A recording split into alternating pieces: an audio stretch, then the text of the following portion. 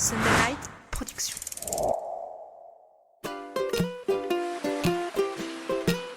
Bienvenue sur Mordu, le podcast des passionnés de glisse et d'outdoor.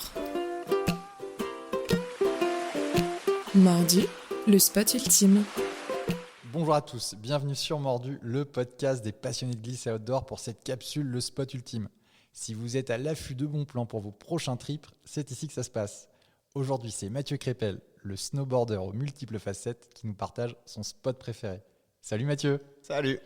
Alors, tu as énormément voyagé pour rider, mais si tu devais nous parler d'une destination qui te fait vibrer, d'un spot ultime, ce serait lequel ?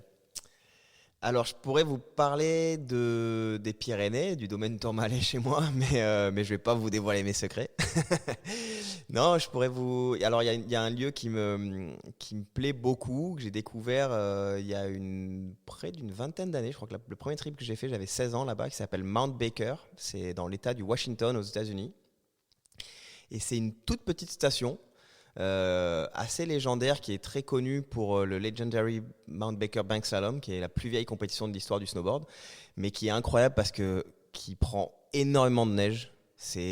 Alors il peut neiger 1 mètre chaque nuit. C'est des tout petits télésièges il n'y a pas de télésiège débrayable, c'est des petits télésièges 2 places, voire 1 place, où il n'y a même pas de garde-corps. Et par contre, c'est une station où le domaine est petit, mais par contre, c'est super raide. Il y a plein de spots dans les arbres avec des pilots, des petits couloirs à aller chercher qui sont assez engagés et tout. Et donc, il y a un domaine freeride, hors-piste. En fait, la station est quasiment pas damée. Je crois qu'il y a 2 pistes qui sont damées. Et le reste, c'est que du freeride. Énorme. Que de la grosse poudre. Écoute, une bonne petite adresse. Je vais te poser quelques questions en mode QCM. Alors, Mount Baker, c'est plutôt débutant, intermédiaire ou expert ? C'est quand même un petit peu intermédiaire expert. Faut savoir rider de la poudre et de la grosse poudre. Tu vas avec des potes, ta date, en solo ou en famille ? C'est une station où tu peux aller avec des potes, clairement. Avec ta date, peut-être pas. Parce que non, pas avec ta date. Et en famille, ouais, je pense que ça peut être cool en famille. C'est assez familial comme station aussi, ouais. Il y a une bonne communauté de riders. Le meilleur mois de l'année pour y aller ? Je dirais à partir de décembre, ils prennent de la neige assez tôt dans la saison jusqu'à février. Alors quand les conditions sont pas ouf, c'est déprime absolue, découverte du folklore local ou impossible, il y a toujours moyen de rider ? Alors il y a toujours moyen de rider. Et puis on n'est pas très loin de Seattle. Donc on n'est pas très loin de l'océan, donc il y a moyen d'aller surfer. J'ai fait un trip là-bas où il a plu, où c'était un peu la déprime, mais finalement on est parti surfer et tout, on s'est débrouillé. Superbe. Le budget, cher, très cher, ou ça passe tout seul ?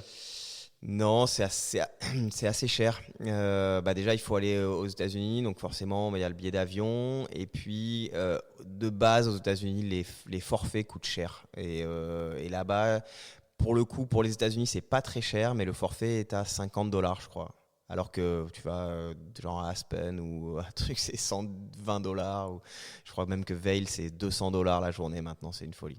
L'ambiance avec les locaux, c'est ultra cool, indifférent ou ambiance ultra tendue ? Ultra cool. Pour le coup, ouais, les locaux sont super cool et justement, c'est une vraie station de snowboarders. Elle est tenue par une famille et notamment par 2 sœurs qui sont des purs snowboarders. C'est ultra cool, méga communauté, vraiment, vraiment, vraiment cool. C'est qui le rider local qui déchire tout ? Alors, le rider local qui déchire tout, c'est Austin Sweetin. Quand tu te fracasses une cheville, c'est rapatriement direct ou est-ce qu'il faut sur place ? Non, on n'est pas très loin de Seattle, donc faut aller à Seattle. Mais il y a pas de la station, il n'y a pas de village. Le village est dans la vallée en bas et c'est vraiment un tout petit village avec un bar, un shop de snow et puis c'est tout. Et en fait, à l'arrivée à la station, il y a juste un parking avec un lodge et puis voilà, il y a pas grand-chose. Le soir, c'est Bamboula ou feu de camp ? Plus feu de camp. Est-ce que tu as une bonne adresse à partager avec nous ? Alors comment il s'appelle ? Il y a un petit bar avec un grand bar où il y a une bonne histoire du snowboard avec plein de boards des boards qui ont 20 ans, 30 ans et tout. Enfin voilà, c'est vraiment l'histoire du snowboard qui est là-bas et je crois que c'est Chair 9 peut-être qui s'appelle si mes souvenirs sont bons. Est-ce que tu as une recommandation spéciale pour finir ? D'arriver à l'ouverture parce que parce qu'ils ont la dalle là-bas et que tout le monde veut en profiter. Et donc, d'aller à l'ouverture, mais puis voilà, de pas hésiter à aller discuter un peu avec les locaux et puis de pas faire n'importe quoi parce que comme partout, ça peut craindre. Et on peut se retrouver à des endroits, il y a pas mal d'endroits où il y a des barres rocheuses qui sont assez grosses, pas sauter, donc sur lesquelles on peut pas sauter, on peut se faire mal. Donc pas hésiter à aller voir les locaux, ils seront ravis d'échanger et de donner des bons plans. Un grand merci Mathieu pour tes bons plans à toi. Avec Et plaisir. puis à bientôt sur Mordu. Salut. Ciao.